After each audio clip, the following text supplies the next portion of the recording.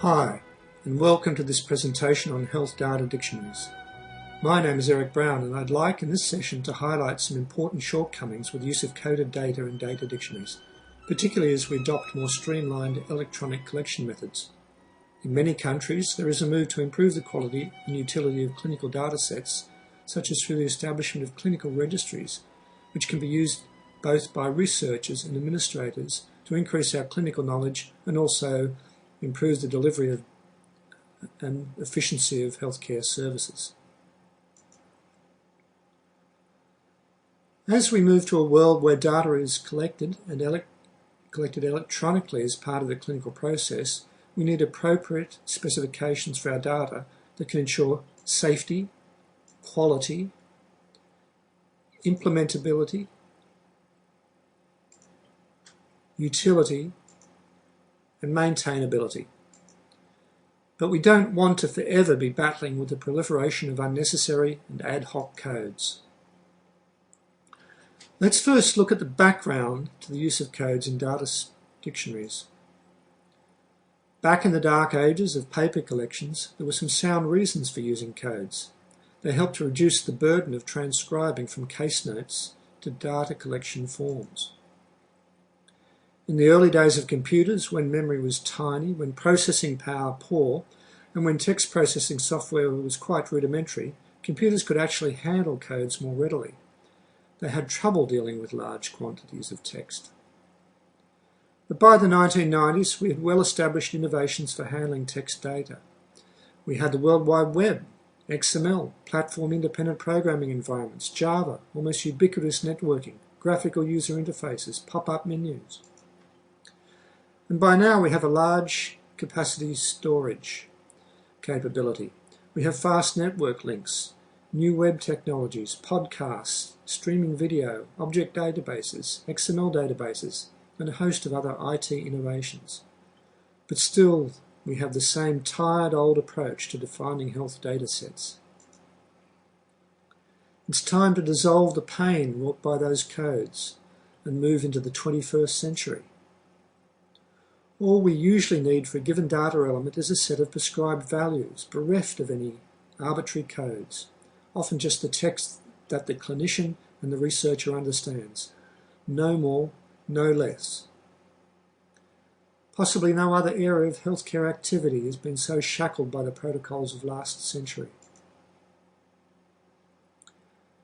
A few years ago, the American Health Information Management Association published some guidelines for developing a data dictionary. In those guidelines, they cited a large enterprise that had discovered that they were using some 40 different ways just to capture yes and no.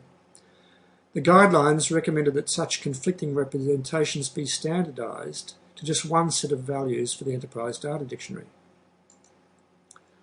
But they failed to even discuss what might be the best set to adopt. What is wrong with the values yes and no? Simple but effective. In this slide, I wish to highlight the effect of changing just the codes for yes and no throughout an enterprise, as suggested on the previous slide. It is often impractical in distributed environments to ensure that all contributing systems will be reconfigured at the same time. So here we have an example where System A will be altered, but those changes have yet to occur to System B. So the clinician in System A says no. The no is translated into a zero, a code 0, sent to System B and rightly interpreted as a no. After the change has been made to System A, the no is sent, but this time it's sent as a 1, code 1, and is received incorrectly by System B.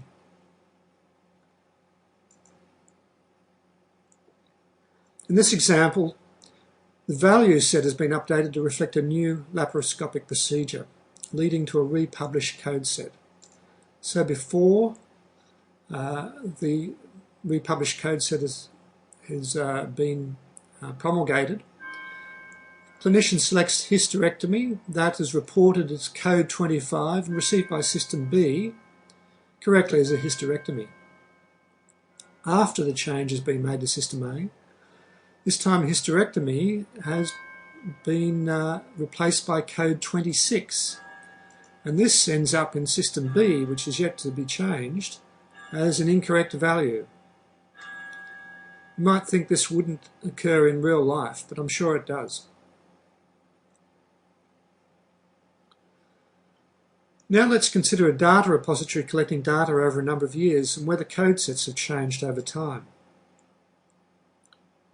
Here we have 3 different years' worth of data, and those code sets may have been changed during that period. They may have been changed several times.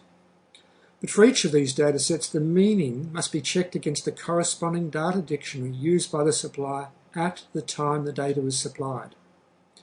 In a distributed environment, that is a quality nightmare.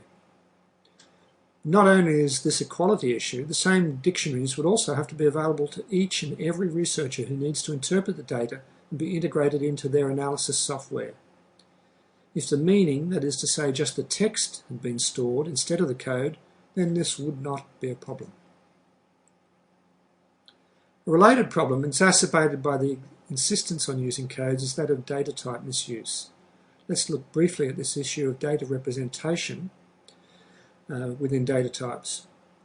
As often described in health data dictionaries, particularly those based on the ISO standard 11179, which is used as the basis for Australia's National Health Data Dictionary. So let's look at the properties of a numeric. Well, here is an example of 60, which is intrinsically a numerical number, but is represented with letters. In the second example, we have another set of numbers, 12, 10, 13, which are values in the red, green, blue colour space. This is used every day in the web pages that we browse, and the representation inside the HTML is actually something other than the numerical representations that of plain digits. Hexadecimal digits are used instead. Is a pacemaker model number numeric simply because it contains digits? For instance, is the device model number 1067 somehow intrinsically different type to that of the model number 1067D? I think not. So now let's look at how codes can interfere with data types. Consider a data element, affected lymph node count, as code. Here the problem with stating that the data must fit into a 2-digit field is that it can mask a multitude of sins, not least of which is that virtually anything can be transformed into a 2-digit code. And here we have a situation where totally different types of meaning get shoved into the same 2-digit field. In the first case we have a quantity, second case some sort of numerical comparison, which actually has a representation of text but has been replaced by a 2-digit code. The third is a quantity range, and the fourth is some sort of flag to explain why there isn't any value in the value. So codes hide the underlying data type, which is very important for the technical interoperability and the implementation of systems, and ultimately for quality and safety. And this results in programmers' hell to have to implement systems that handle these sorts of variety in their intrinsic data types. So what are the requirements for codes? Why do we need them at all? They're not needed for human interfaces these days. We've got keyboard completion, pull-down pop-up menus, voice activation. They're not needed for display, nor for statistics. They're not needed for data exchange, not needed for data storage anymore, and they're certainly not needed for querying data stores. They just make life more complex than it otherwise needs be. There are, however, some legitimate uses of codes where they work behind the scenes for computer processing benefits. One example is the clinical control terminology SNOMED.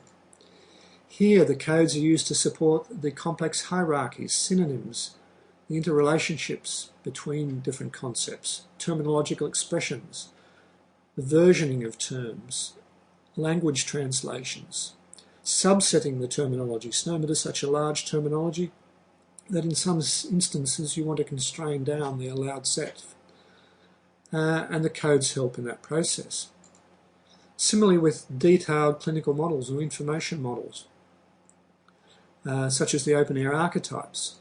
Here again, codes are used behind the scenes for efficient EHR querying, for, again, language translation, for cross-referencing, for binding the information structures to the terminologies. But the codes are hidden from users. Also, in order to make use of these new innovations, we still need stronger governance, better distribution mechanisms, and better version management in those supporting those distribution mechanisms. Another place where codes can add some value is where human interfaces need to deal with complex concepts which are too hard to describe textually. ICD-10-AM is the classic example of this, where a code replaces a concept which is otherwise too hard to describe. The codes are designed for highly trained specialist coders, and the code is actually an aide-memoire to the coder. Furthermore, the codes need to be interpreted correctly by the downstream users, and that is not always easy to do without access to all the rules and the principles under which the codes were developed and need to be interpreted.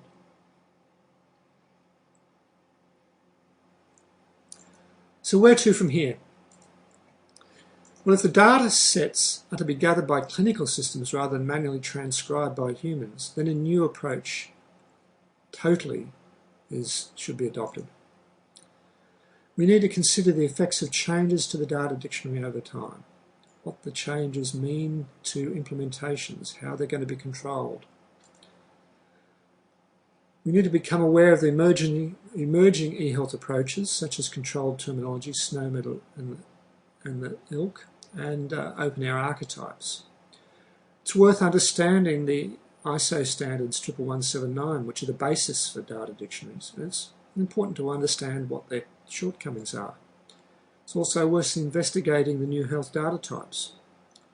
Graham Grieve has a good presentation for the Technically Agile on the ISO 21090 data types, where he touches on some of the issues to do with representation that I've already alluded to. It's worth seeking an engineering implementation assessment of where data dictionaries are going to be used. But above all, keep things simple. Simple to use, simple to implement, simple to test, simple to change. Instead of codes, just standardise the appropriate set of text values for each data element. This will contribute significantly to those key parameters of safety, quality, implementability, usability, maintainability. This presentation has only touched on a few issues to do with codes and data dictionaries. Thanks for your time, and I hope you found this presentation useful.